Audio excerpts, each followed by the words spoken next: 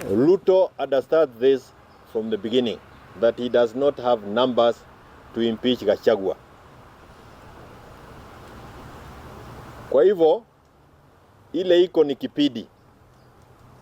Ile munaita kipidi le. Is there any impeachment that is happening to the DP regarding Gachagua? Listen to this. This is yet another of the diversionary tactics that has been used by William. Now he will continue using them. Remember we had the Azimio demonstrations. Akatuletea kipidile ya Nadiko. Kukakuwa na mambo ya Gen Z. Akaleta kipidi ya broad-based government.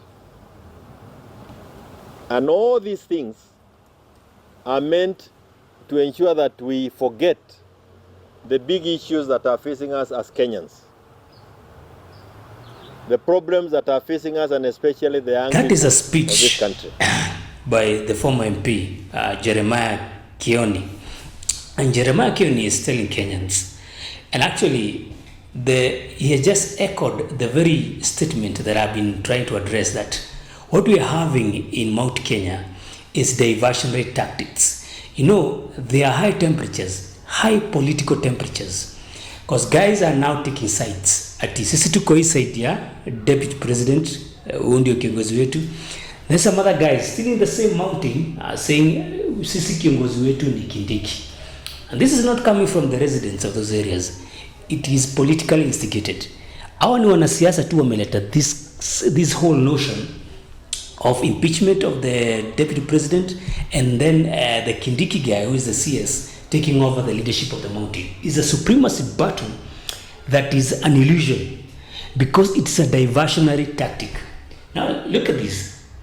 You understand what is happening in this country. The country is being looted left, right and center. Vitu zinaenda kuenda. First, there's the Adani deal, which is a dramatic kind of corruption, because it's happening before our very own eyes. Kila mmoja Kenya sasa anajua mambo ya Adani. Adani has become an embarrassment to us as a nation. You saw Badi himself yesterday, the newcomer in this government, who was sent there so that he can give his expertise, completely unable to explain what Adani is to the Senate. And then there's this whole narrative. It's like tunapelekwa hivi unasema inaibiwa haibiwi. At the end of the day, they will still get what they want, because the Adani deal is a done deal. Leave that alone. There's other scandals that are happening, like the privatization of the KICC and other entities. This has been, I think, stopped by the courts. That's better. But there's a lot of things happening in this country. Hizi. And that's why we are having these diversionary tactics. And since we are so gullible, sisi tuko pale kusema hapana, regarding wetu, haizi enda mahali. This sides wanasema, Kindiki ndio tunataka. There's nothing like that. Because even if we were to impeach the deputy president, the numbers cannot add up. Whether it's in the parliament, the senate, or wherever, the numbers will not add up. Because it's not a case of a one-sided kind of thing. It's a whole complex kind of thing to impeach the deputy president. But this whole notion that ati mtu wetu atatolewa hapa, kutawekwa mtu mwingine wa another region, still in the same mountain region but a different site, it's a good diversionary tactics, because getting guys to be busy. Sasa kila mtu ako busy taking sides, and the country is being looted. Vitu zinaibiwa, corruption scandals. So guys, let's stop with this confusion. Wache tufungue macho. Adani has also gotten into the health sector through chief. Hii mambo ambayo tunaambiwa lazima tuingie kwa chief. Adani uko kule. Kwa hivyo ukiponyoka kwa airport, anakumeza kwa hospitali. We still have many issues that are concerning us. Leo hii tukiwa hapa, we have young people in Nyandarua demonstrating because of education. We are demonstration in Nakuru because of education. This thing that is being called the funding model of the university that they are calling variable scholarship and loan funding model is not a Kenyan model. If you ask me, that is another Adani model. Sooner than later, you'll hear him buying our universities when they become investments that are viable.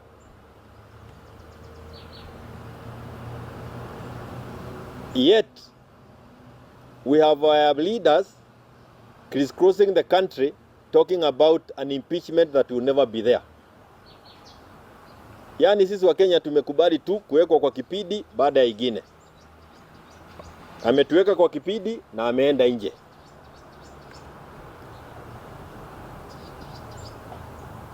When we had demonstrations as Azimio, we wanted to impeach the entire Ruto regime.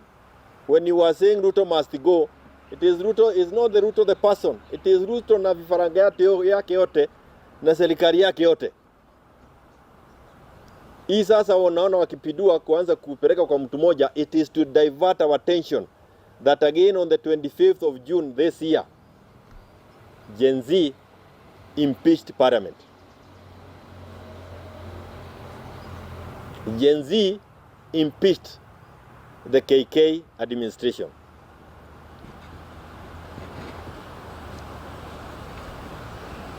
We are talking about impeachments when young people, even today, are being abducted. Hatujaambiwa mpaka wa leo zile miili ambazo zilipatikana kule Kwale zilikuwa saa kina nani, zilikuwa gapi. And we have agreed to be taken on a kipindi ambacho hakina maana.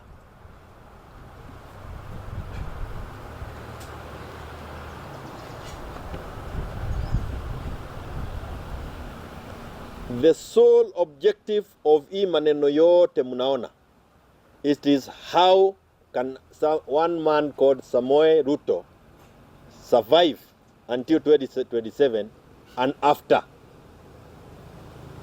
And that is why wale ambao wanaongea mambo ya impeachment wameelekeshwa kwa mlima peke yake. He is so scared of the numbers from the mountain that put him in power, that now that it is clear to him that hata watoto wenyewe wanajua yeye ni muongo. Sijui kama umeenda kwa nursery school msikie watoto wakiiba. Ukisema kitu wanaiba, Ruto ni muongo. Ruto ni, that's the song that you find in the morning when you go to Sunday school classrooms. Kwa mlima hakuna mtu wako kwa UDA.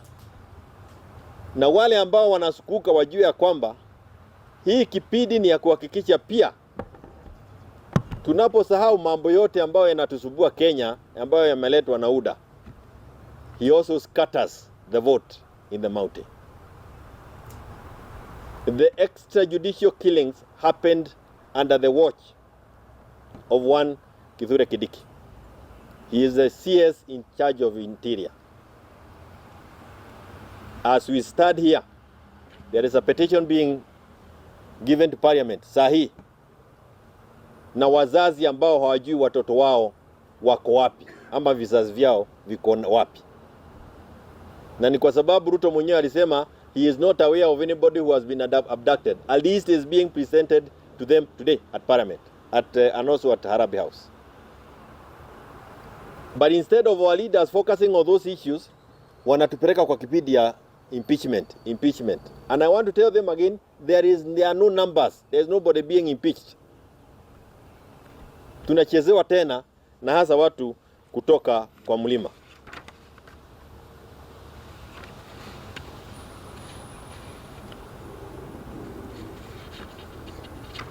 Na kama kweli wako na shida ya yale ambayo yanaendelea, in all their meetings, I have not heard any of them talk about Bob Jkia, the Long-Term brothers, Jamil and Asmil. They were kept away from their parents in places unknown for 32 days. Siku 32. Umewekwa pingu, umefungwa, haujijui. Sunday, we were actually told, and I have been trying to visit the family, that even the young man is not a young man. Actually, Bob is not a young man, he's in his 40s. With an expectant wife. But he has to be taught many things. He's like literally have to be taken to become human again, to even his own family. If those things are happening among us, ladies and gentlemen, impeachment is the least of the things that should be on your table. We should all come together and work to ensure that we have a better regime in the coming days than what we have. And that is why we have only two sides of this coin.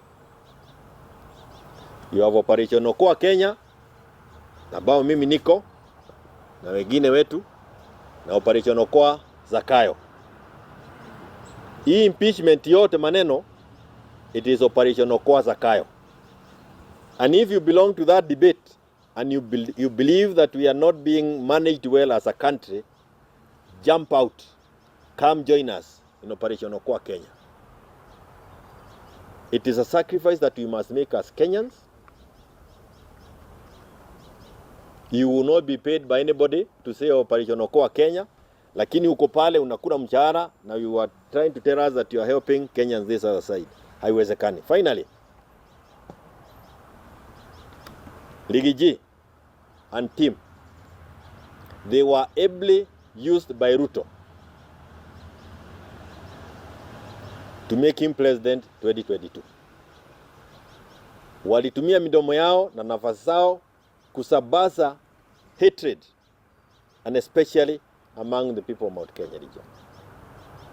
The same team is now being used by William Ruto to ensure that the vote in Mount Kenya is scattered, so that come 2027, if not earlier, we do not vote as one block. If surely they know that this regime is not useful to Kenyans, like those of us are aware, wadoke kwa UDA, wahame, wakuje tufanye kazi pamoja kama Operation Okoa Kenya. Lakini usifikiria kwamba tutaongea mengine sisi kama watu ambao wanaelewa William Ruto tagu zamani kidogo. Let's be alert, or else tutaamka tupate Kenya hakuna. Thank you guys. We don't be joking.